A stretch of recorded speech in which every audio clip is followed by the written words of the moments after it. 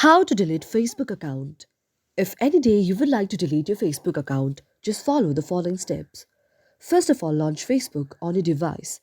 In order to do that, tap on Facebook on your mobile device. This way, your home screen on Facebook will be shown. After that, go to the profile section and then go to the settings option on your Facebook application. After that, go to the option of personal details. Just tap on the option of personal details. Now scroll down, and after scrolling down, you have to go to the option of accounts. After you go to the option of accounts, you can remove the account that you would like to remove. Otherwise, go back, and then you have to check on the option of personal details. After that, go to the option of account ownership and control. After that, tap on the option of deactivation or deletion.